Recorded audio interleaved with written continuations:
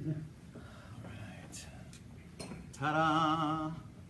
Okay, hey everybody, hey Up Live family, hey Facebook Live family. Today is July 17th. I am with a great crowd. Let us know you can hear us or see us. It's episode 203 of The TED Show. And we tried to do this episode a couple of weeks ago, but ran into a snag with weather. It was a nightmare for these guys. So as you guys come on, let me know you can hear me. Give me the thumbs up. That's the important part, because the last thing I want is to do this and for them to have to come all the way back here. So, Ron's on there. Gert, give me a thumbs up. Let me know you can hear me and see me. I'm a little further away than normal, but we have a lot of cool people on here. So I'm going to introduce, we have Candy Gomez. Hello. Jeremy Gomez. Hi. In the back behind Jeremy is Nate Jurewicz. Did I say it right? Yes, sir. Jojo Lucatero. Lucatero. God, I knew I'd get one bad. And then we have the one name, Rios. That's right. Right? That's right. All right, so it looks like everybody can hear us or see us. That's golden. So we're here to talk about, and have you guys done Facebook Live before? Everybody here? Yes? I don't even know what Facebook is. Well, you're going to learn today, my friend. Reefer madness. Reefer madness. Okay, so what I want to talk about today... I just did the worst face on camera. I got a really big bill. Sorry. They're all right. And we're all having cocktails, because we can't probably have what anybody wants in here at the Citrus Club. So, so as you know, I'm a big proponent of it being a free world, and that cannabis, anybody should be able to do what they want to do with it, medically or not. I had somebody question that once when I came on the show, and because I had somebody on, you guys know about it. We talked about something, and he said that cannabis was the gateway drug, and so Cannabis is the devil. I had to go on and say, look, of course, I'm just listening to him. That's all. I didn't agree with him necessarily. Got accused because I didn't question him. This is not a questioning show. We're going to share stories. They have so much to talk about. We have fashion, we have Christians, we have wrestling, and then we have CannaFest 2018, which is coming soon to you in October, right? October? Yes, sir. All right, there it is. Okay, so and I love the people who are tuning in, because you know when you put cannabis in the words, you're never sure what's going to come on, and don't let that little number fool you. Do you know that you can come on Facebook Live and you can actually hide yourself? So toward the end of it, you've got 150 people, and you're like, where do you come from? All right, so let's start with Candy and Jeremy, because I met them first, and they've already come on and done a wonderful show. We had a great time, I thought. So give them a little background on you, why this whole movement is so important, what it means to you, and really, we just want to talk about all of the things that you guys have going on, because there's so much in the world of cannabis. So welcome. Well, thank you. I've spoken enough. It's enough of Ted. Thank you for having us again. Of course. So give us your story. Give us your background. Okay, so we started CannaFest 2016, right before the vote that we needed to have on the ballot to get medical marijuana for the state of Florida. Which we got, right? Yes, we did. Yes, hallelujah. Yes, we did. Why did we have to fight so hard for that? Reefer madness. It makes me crazy. Is it truly because of all of the? I'm going off on a little tangent, but is it because of big pharma and all those stories that you hear that always sound like conspiracy theories, but they're not? Is that really what it was? Is it okay? So I think people don't believe that, because it sounds so far fetched that the government or big pharma or everybody was in cahoots to try to get it down, because it wasn't going to be beneficial for them. Big pharma was going to be much more beneficial. Correct? Absolutely. Okay, so, all right, so, but why did you get involved? What was your, other than being, what was your motivation? Obviously, you didn't wake up and, hi, I'm Candy, I'm born, and now I'm going to be a cannabis marijuana proponent. I mean, I kind of... He was maybe kind of I'm wrong about into that. it. He was born came out of the 420. womb. I said, smoking yeah, a giant. I He did. Jeremy came out of the womb. Jeremy smoking. did. I saw the picture. Woo! The Watch out. ultrasound was phenomenal. Talking about cannabis on here, Up Live. Okay, so CannaFest came out of the fact that, not just the vote, but my mother had non-Hodgkin's lymphoma, and she is now cured from that by cancer, by cannabis. It's all right.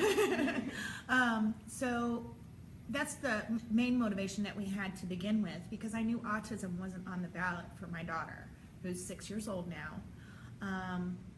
At that time, she was only 4. So it was, I'm going to get emotional, so I'm not going to go deep into Absolutely. that. But that's why we did it. We did it for them. That we wanted to make sure that they would have a benefit for that. Because my it daughter changed still their doesn't. lives, right? You changed your mom's life, obviously. did. It cured her of But cancer. for autism, I heard Jeremy speak on. You just did Nate just showed me a news report recently. So you talk about how important you believe it is for everybody to have it, and you, because of your daughter with autism, talk a little bit. Talk as much as you want about it without crying. You can cry. If you cry, I cry. So that's the way. That's the rules of the show. So my daughter still can't have access to THC because she doesn't have seizures, which a lot of children on the spectrum and adults on the spectrum still suffer from seizures. And they put them on massive medications from Big Pharma that really don't help. And Drugs. yeah, just drugs. So just because she doesn't have seizures, that She is excludes not her from the considered- way the law is written for medical marijuana. Yes, in our state. In other states, that it is on their ballot, so they are allowed to treat their children with what they need to. It would help her tremendously in her learning abilities. She still is in a diaper at 6 years old. She can't go to the potty. That's something that we have to deal with every day. I mean, you're hearing that. This is why people, so when people say to me, why are you passionate about it? It's because there are real life stories that are going on. People's lives could be changed. Children's lives could be changed. And we're sitting here arguing over a plant that grows naturally. It just makes me insane. And I'm not dealing with that, but I have friends that I care about that are dealing with it all the time. So no wonder you are a proponent and you're such a vocal proponent of it. Because you can see, and it helped your mom. It cured your mom. Yes, but- I love that. All right. So I don't mean to interrupt your story. I'm just trying to give No, you it's time okay. to cry through it. So that's why we decided to do CannaFest again, was because we still have a fight to do. And it's not just for my daughter, it's for everyone in Florida. It took a minute for me to realize that, holy crap, we're really helping a lot more than just our own family members and people that we love and care about. We're helping a whole state. I want to get the education out there for everyone, even the ones who already are on our side. You still need to learn some things too. You need to learn that you have to stop fighting over a plant. We're supposed to be together on this. And then we need to change the other side, the Republican side. It's that side that we need to open their minds and hearts to the education, the gonjication of what they need to know. Conjugation. I haven't heard that one yet. I'm learning all the terms. I like it. You know, so I've never smoked pot, which I've said before, but I've always been I'm always like, what is the big deal? Why is this such an issue? Why does this have to be such a challenge for people?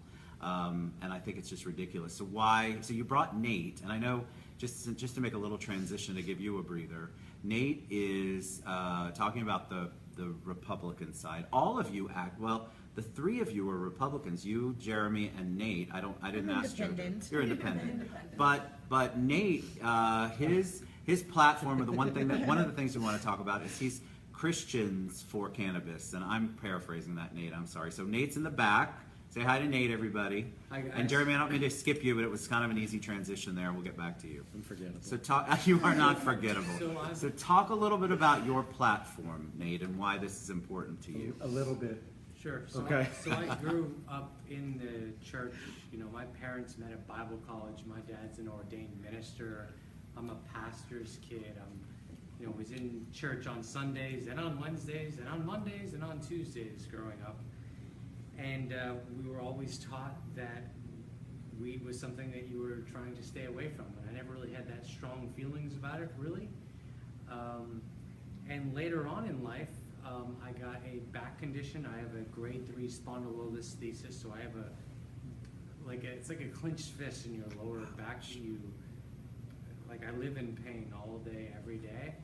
And I started realizing after hanging out with different cannabis advocates that cannabis was a plant that God made. And it even says, if you open up to your Bible on the very first page in Genesis 1:29, God says, I have given you all herbs and seeds.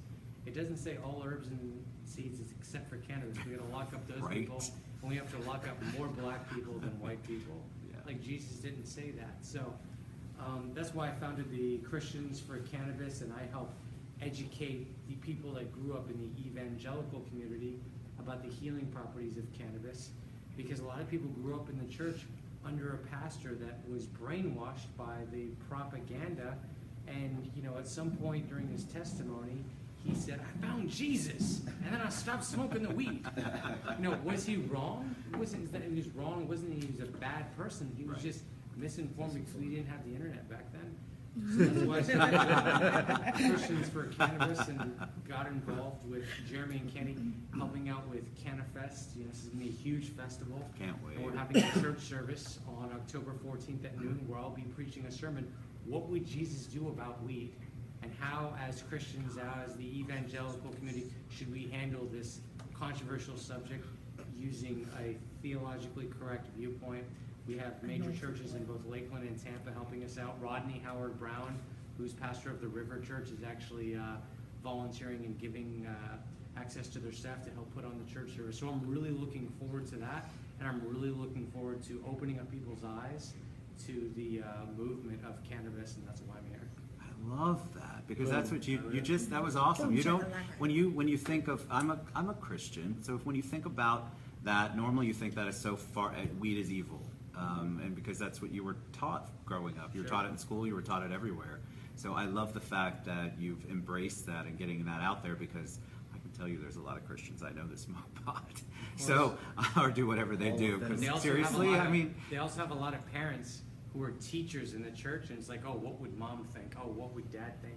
So they're not out of the closet about it. Right. And that's what we need to change. Right, we do.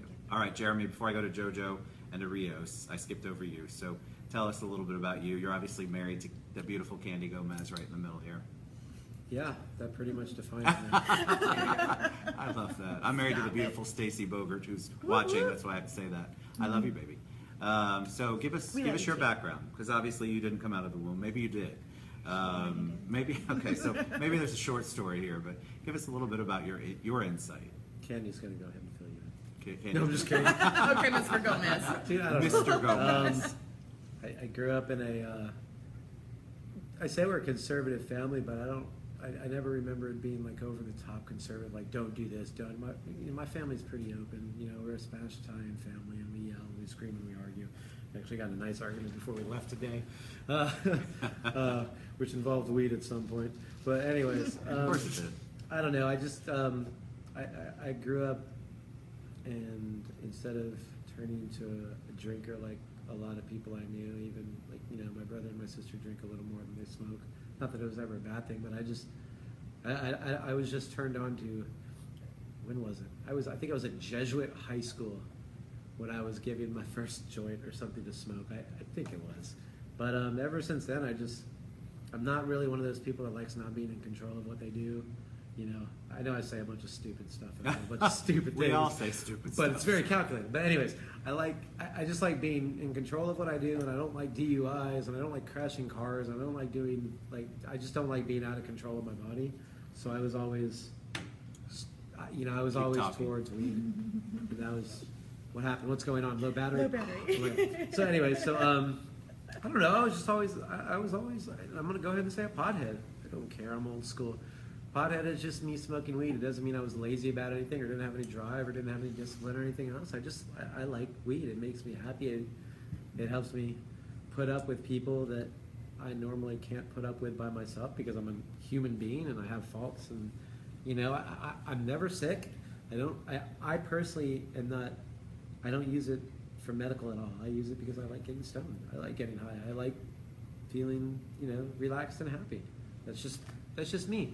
But it came to a point where that turned into, just because I like it for that reason, I can still see what it does for other people. And the fact that I might not ever be sick probably has to do with I smoke a lot of weed. Sure. So, I've always said that. I've always said that I never get colds and stuff because I'm a weed smoker. But back in the day when I was stupid, I thought it was like, oh, weed makes the cold cells stupid and they don't know what to do. So, and then, somebody told me about the endocannabinoid system and things changed. But now I see that, from my own daughter, and she doesn't even use THC. We're only allowed to give her the legal CBD. I realized that the first time I gave it to her, she all of a sudden started talking to us and understanding a little better.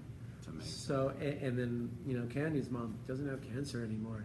And my dad takes CBD now for Parkinson's that he was diagnosed with a couple of weeks ago, and I don't think he takes his pills anymore. So I've just noticed through my life a correlation with weed and people feeling good, not only mentally but physically. Sure. So I've always been a big proponent of it. And when you have an autistic daughter that it can help, and your wife says, "Look, we do some of the biggest events in the world. We have a world record for big events." When your wife says it's time to start, helping other people too, because we're already at the point where now you're helping your family, you're helping yourself, you're good there. Now you're at the place where you can help others. That's what you do. So I just started helping others. So that changed to, doing a cannabis festival, to, helping other people's cannabis events, to opening a pro cannabis wrestling league so the wrestlers don't have to deal with opioids and dying early and not being able to, protect their family. Oh, that's the reason. Yeah, I want my boy here to be able to made the medicate connection. himself and take care of his pain without getting all drugged up. I mean, not only is he taking care of himself, but like, dude, you've seen wrestling before. You've got 250-pound plus men flying through the air, and homeboy back here, 5'8", has to catch them. You want him being on a bunch of Vicodin or some other painkillers while he's catching you? It's not a good look. You not only hurt yourself, It's definitely not a good but you look. could hurt somebody else. So, and it's not just wrestling, it's other sports. People are taking painkillers and other stuff to help them produce and stay in the game longer so they can, do their job and fight for their family without being in pain all the time. Nathan, his back hurts. I mean, you can't be productive if you're in pain, and you can't be productive if your senses are all dulled from some painkiller, Vicodin, That's true. or what's the other crap now? I've taken. Oxycontin. Oh, that or one's shit that like- one's scary. Pardon my language, or stuff They like give that that. to children. Are you So kidding me? we're pro weed because I think I'm pro weed medically because I'm very anti pill. I've always been anti pill. I've seen friends die from pills. I don't even like aspirin. My buddy Vinny died at 17 years old from too many pills from pain. 17 years old. I don't get to see my buddy anymore ever, and he's not the only one. So it comes a point where, you could be politically correct, and not smoke weed and shove pills and alcohol down you because that's politically correct to do, or you could stand up against every teacher that's ever told me weed is bad, every important person that's ever told me weed is bad, every person that told me I'd never be anything because of weed, and you can stand up to those people and be like, look, dude, I mean, that might be your point of life, but and I know we're on the internet, so like, dude, I live like this. It's pardon my language, but if you don't like something in life, fucking change it.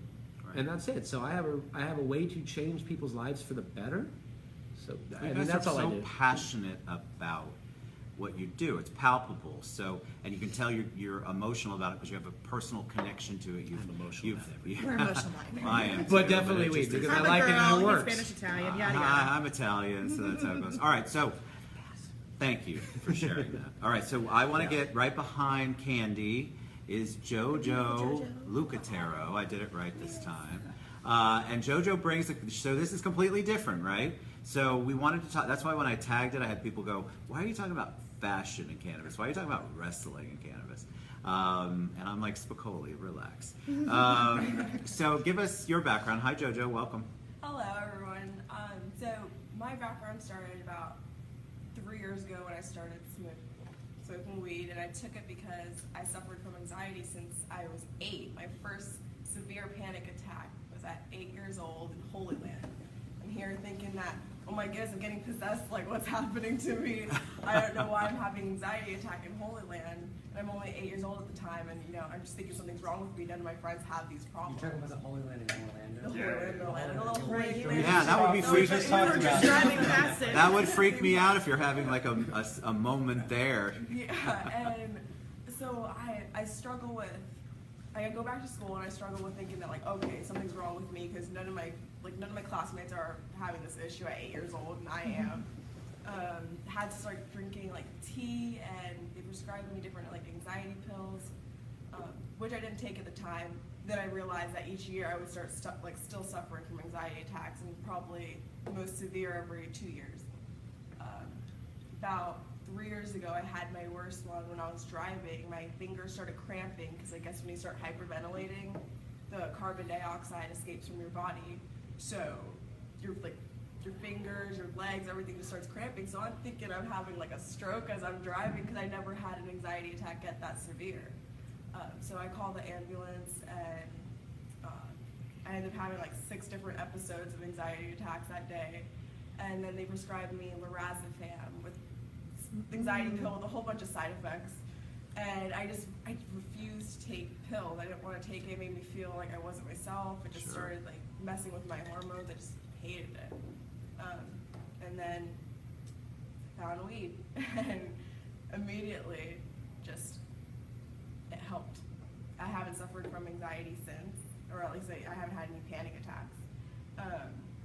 And it's just natural. I could continue doing what I have to do. I did my first bodybuilding competition last year. Awesome! I probably wouldn't have Congratulations. been able to do that if I was still struggling with the Sure. anxiety, because I'd be so scared of like, She is ripped. is that gonna? I saw the pictures.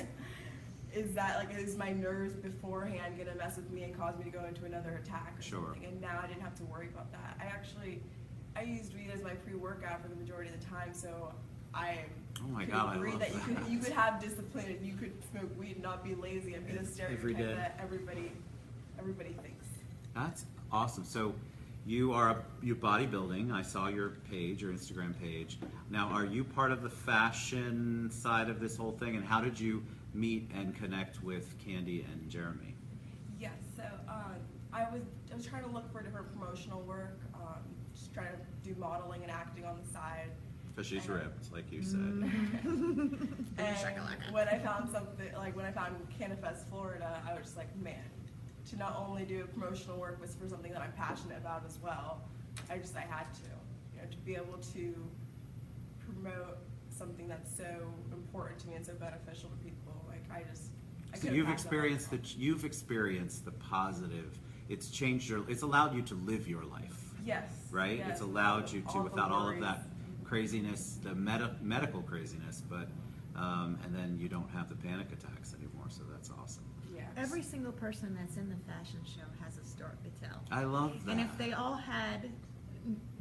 all didn't have the anxiety that I have as well, I understand, they would be on my speaker stage speaking about their stories too, because some people just don't relate that, oh, they're just young, beautiful stars, yada yada, they're models, they don't think that they have any issues. I hear that a lot. Yeah, I know you do. Not everyone can be as good looking as Tim. Yes, Thank you so exactly. much. I paid them all in booze to say that. Well, that's awesome. All right, so and we can all interject, but I don't want to miss out on Rios behind me. Rios, one name, Madonna. You think Madonna, now you have Rios. Actually, he has like five names, but you Five didn't remember names. them all. I can't. One starts with a lucha. I had think, him, right? I said- Lucha Thrilla, no, something like I that. said he has to introduce you as the Generation Championship Wrestling I heard the word champion, that the was- Oracle Rios Badu. Thank you. But about the third word of that, he was like, Yeah, I checked out a little bit. It's Try terrible. saying it 5 times. Tim. Yeah, I can't. All right, so welcome, Rios. How are you? We're I'm glad well. you're here. Very happy you all came back for the show.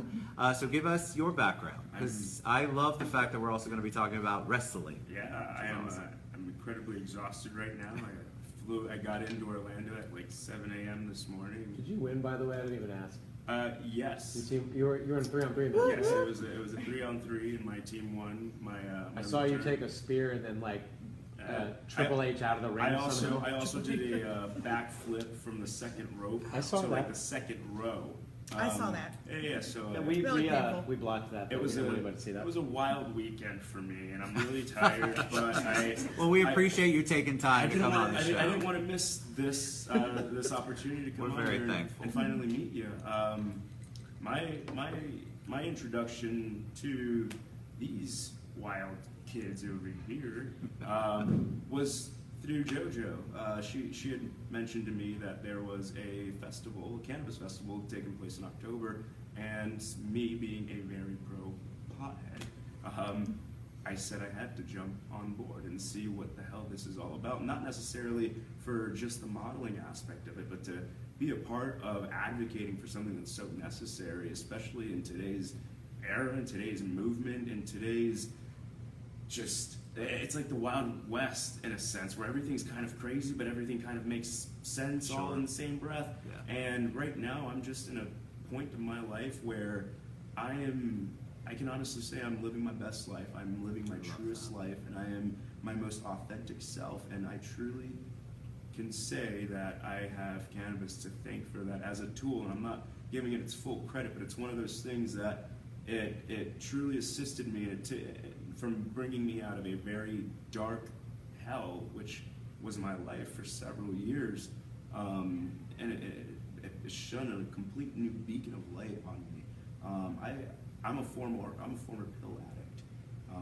I went through 2 separate pain pill addictions: Vicodin, Percocet, oxycodone, OxyContin, muscle relaxers. We can talk about Zomas. We can talk about Xanax. Anything that was in shape of a pill, I take it.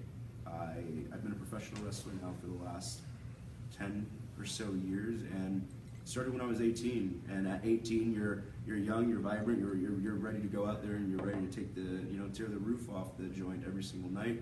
And I was willing to put my body through incredible amounts of torture.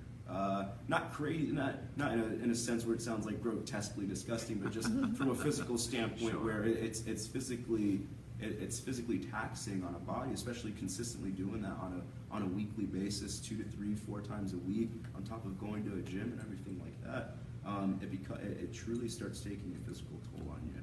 And once I started figuring out that 2-3 years of me having this crash course style of professional wrestling, my body was starting to wear away. I'm like now 22, and I wasn't figuring out why the hell my body was breaking down at such a young, early age. So for me, all I knew that, especially in that time and the history of pro wrestling, where you must be the barbaric individual, and hey, you gotta bite through the pain, and you gotta make it to that town. You gotta put on your boots. You gotta wrestle that person that you might not necessarily want to get in the ring with that night. But guess what? If you want to make sure that your bills are paid, you got to do it. You got to bite the bullet. And for me, it was one of those things where there was mornings where I would try to figure out a game plan as to how I was going to get out of bed because it hurt so bad. How was I going to get through the day? Because not only was my pain overwhelmingly just increasing, now it was taking over my mind. And now I'm spending most of my day trying to figure out, shit, pardon my language, how am I able to do anything? Right. I'm just spending all of my time figuring out what's my next move, and oh crap, I gotta go to the gym, but I'm in pain. I gotta go to the next show, but I'm in pain. Can't take aspirin because, that won't ever work, so hey, you got a pain pill? Sure. I'll take this one, I'll take that one. And slowly but surely it started becoming an issue, and then that issue became a severe problem. And then the problem became consuming to the point where I became incredibly depressed. I developed an alcohol habit. I couldn't just take the pills on their own. I developed an alcohol habit, to which increased my depression. Cheers to that. I was gonna God, say, dang. Abusing it. I understand. I have This I have no issues. Unfiltered water is raw. Yeah, unfiltered raw. everyone here knows better. Yes. Thank you, Jojo. Gotcha. All right. For me, it was a thing where I had to abuse anything that I was taking, just because not only did it really make the pain go away, but man, I didn't feel anything, and after Right. a while, that sucked. I became Totally numb. Yeah, I became a zombie. I was a walking, talking, not even barely talking, barely incoherent. I remember one night coming out of work and going to a bar, and it was a friend's going away party, and we were just getting these just massive beers and just pounding them back and pounding shots back, and then before I knew it, I started taking a cocktail of different pills, and once the bar closed down, I realized that I had to shuffle my way to the car because I couldn't even walk. It was about 2:30 a.m. and I get into my car and I started driving, and as I'm driving it begins to rain, and as it's raining I decide to speed up, because that's the smart thing to do, especially when you're completely inebriated and filled up out of your mind. It's 2:30 in the morning and you're driving on a completely slick, wet road, so you speed up, right? And I just remember watching the gauge increasing, and for some reason I thought it was cool to pull the emergency brake, going roughly around almost 100 miles per hour. Wow. I don't know why. I found myself completely mentally stuck, and I didn't care about what was going to happen until I found the car spinning out of control. And it kept spinning, it kept spinning, it kept spinning, it kept spinning. And then I landed in a ditch about 2.5, 3 feet away from a massive cement electrical post pillar. any type of high, any type of drunkenness that I felt had immediately faded. There was a rosary that I brought my grandmother when she had passed away. I was fortunate enough to be by my grandma's bedside as she took her final breath. And I brought her a rosary, and when she took her final breath, I remember the rosary slowly coming out of her hand. And I wanted her to be buried with it, but part of me was selfish, and I kept it for myself because I felt that one day I would need it. And that night when I found myself in a ditch, not only was my left hand on the steering wheel, but I had something dangling from my rear view mirror, and it was the rosary that my grandma had taken her final breath with. From that moment on, the pill addict in me said, you know that you can't drink and drive and take pills at the same time, right? Right. But you know that you can at least be at home, drink and take pills, right? Right.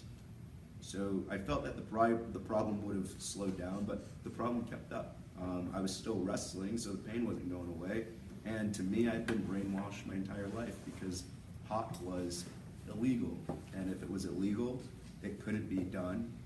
To me, the common thing was taking a pill because, hey, a doctor would give us that, right? Sure. It comes from a doctor, and doctors don't lie, right? Doctors aren't salespeople for pharmaceutical companies, right? I didn't know that. So I'm just taking things left and right still. And then one day I remember I'm driving and I get pulled over because I didn't come to a complete stop at a stop sign. And wanting to get rid of the cop and go, hey man, if the faster you search my car because what you're looking for is drugs, the faster you search my car, the faster you'll know that there's nothing here, and the faster we'll both be on with our day. Lo and behold, I had pain pills in my backpack that I had no idea were in there. Oh. Wow. These pain pills were now nearly costing me 30 years of my freedom. I was now being charged with several counts of distribution because I had roughly about 17 pain pills on me, and the cops thought I was selling them. What they didn't know was I was a complete addict, and that was maybe a few days worth of, supply. So they charged me with trafficking, they charged me with distribution, they charged me with possession, and I had never been in trouble with the law at that point ever in my life. And because I thought that pills were okay and that they could be with me because it wasn't weed, right? I was wrong. I found myself in a fucking jail cell. I found myself looking at 30 years of prison. I have an 8-year-old son now, and at that time he was about 3 or 4. And the only thing that ran through my mind was, I'm going to miss his first day of kindergarten. I'm going to miss his first day of high school. I'm going to miss his prom. I'm going to miss my child growing up because I'm in pain. And what I thought was okay to take, I couldn't take because apparently there was a crisis going on that I didn't know about, but I was evidently a product of it. I was a statistic, and I fought for my freedom. My attorney fought for my freedom. People that loved me fought for my freedom, and luckily I walked out with probation, and I endured a year of probation, a year of NA meetings and AA meetings, and the most mind-blowing thing. Luckily, you're still alive. And I'm still alive, and the most mind-blowing thing out of attending all these NA meetings was, out of all the people that I heard there for these meetings, not a single person was ever there for marijuana. Not a single person was there because marijuana was what started them off. Going through all of that negative aspect and dealing with depression, I attempted multiple times to end my life, even while on probation and during a lot of things, because now my career was being slammed shut. To a sense, my career was being put on hold. As a professional wrestler, we have a small window to excel, especially while we're young, and to perform at an all-time high. And now I'm about 23, 24 years old, and I'm looking at a year of probation. I can't leave the state, so now half of my bookings, not half, majority of my bookings are gone. I can only wrestle within the state, and wrestling within the state, there are very small promotions going on, which don't typically generate a lot of money. And at the time, I was also a general manager to a gym. I was overseeing 6 different gyms, and that job was now gone because of all the negative things I was enduring. So it was a very dark time for me, and it was a time where I had no choice but to grow. And I completed this probation. I completed everything with flying colors.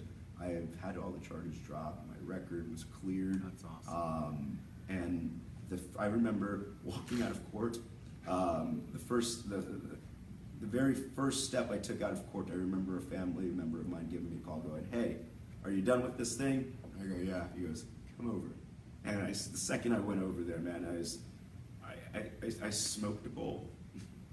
I smoked a bowl and I cried because when I smoked that first bowl, the first bowl that I'd had in over a year, it was like breathing in a fresh breath, light. Oh, because you're on probation, so you had the random drug test. Yes, I couldn't. Okay. I couldn't drink. I couldn't do anything. It was just a complete sober year, and I don't know if anybody has ever dealt with life in life's raw, most purest form without any type of coping mechanism, without going, "Hey man, today's been stressful. Let me have a drink. Hey man, today's been stressful. Let me have a cigarette." I don't smoke cigarettes, so that wasn't even an option for me. I did develop a really bad chewing tobacco habit, which wasn't good either during probation. Yeah, I know. Dude. I know. These teeth, man, I need to protect Hey, your them. teeth are like glistening white. So So how did you meet them? Like how did that come about? And you're still a wrestler. absolutely. You still have your career. Yes. He actually inspired. He is the one who inspired us to start. Well, inspired Yeah, I him to wasn't start gonna- GCW. I wasn't going to do that. That's a lot of. So tell what's GCW stand So for? Generation Championship Wrestling. Which Jeremy told me 4 times earlier. Sorry. Yeah. Generation Championship. Generation Championship Wrestling is it's a professional wrestling company in the making. It's right now we're creating the blueprint. We are creating everything that's going to go into the fabric in which this company represents. They're like what we were touching on earlier.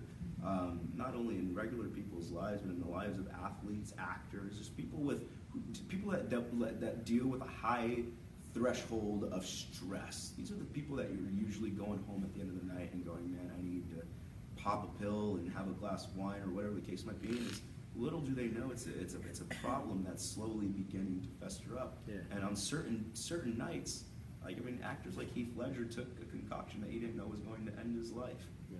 You know, there's been professional wrestlers throughout the years that I wholeheartedly believe that during their time, if cannabis, even if CBD at the time was readily available, Yeah, and they'd if still be alive. and if there was research done on it, the way we have now, that there were professional wrestlers were dropping dead like flies left and right. They're still doing it. And Still doing to a it. degree, Fortunately. they're still dying because there's The older crowd. the older 60 and the if you call abuse. 50 Are and you 60 going to and wrestle 70. at CannaFest? Is that part of I the? have to. We're doing a show. Oh, you are doing a show. It's our first show, actually. It'll be our Okay. first Well, that's your first show. Yeah, Okay. October 14th is going to be Generation Championship Wrestling's debut show. It's going to be Chapter 1. And it's not going to be a tongue-in-cheek wrestling Yeah. show. It's not going to be we're shoving pot down your face, like down your throat, and we're putting, making It's it's not going to be. Cheech It's and not Chong going to be like comedy Cheech and hour. Chong A start a Cheech- wrestling Yeah. show. Not- you know? No not that Spicoli there's a- there. I just wanted our workers to, they deserve to have a long life, and it's getting better for wrestlers, but some of the bigger organizations still don't let them smoke and still don't let them do that stuff, and they're starting to slowly change their view on it, which is good.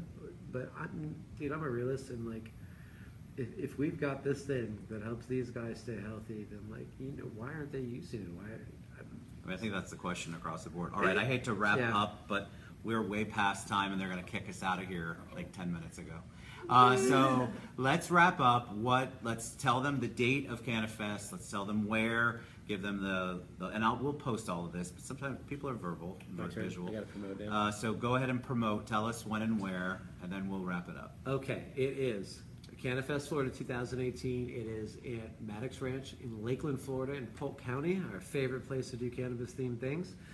And it starts. What October. are we at? October 13th and 14th. And we start at 11 a.m. to 7 p.m. 11 to 7 each day. Tickets are only $10 now. On September 1st, the general admission goes up to $15 For the whole weekend. for the whole weekend. That's music, food trucks, wrestling, Amazing. fashion, like 60 speakers. There's an art zone. There's Kids zone. See, there's a lot going on that I can't even remember without food looking at the court, list. information, Um, highway. But yeah, there's a lot going on. You can get your tickets on Eventbrite or at cannafestflorida.com. I think you can even get them on the event page on Facebook. So look for us on Facebook. Yeah, I've tagged you like on Facebook. I tagged you on Instagram. I mean, when I share the video, I'll share all of their contact information because I think it's so cool and so important. You guys, thanks for Cash sharing needs to kill in the runway. all your stories. I mean, what a blessing for you guys to come on and share the impact that cannabis has made on your life, the positive impact. And thank you for trusting me and the audience and sharing those stories so close to your heart. Don't We really forget appreciate it. Don't forget Canna Church either. Because That's right, seriously, Canna. this guy right here. Canna Church. This guy right here I mean, busts come his on. ass.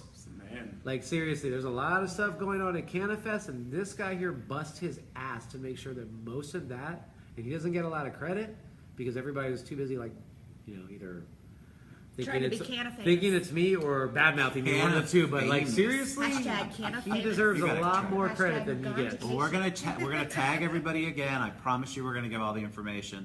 Lots of love that went up and down on both sides. You can still see it going there. Awesome. Tanette Thank you said, guys. "Great show." Thank you. Love you guys so much. Thank you for being here, and thank you for coming back and doing the show. Thank you. Lots of love for you guys, and you so for let's having go us. out and support them, Let's do please. this.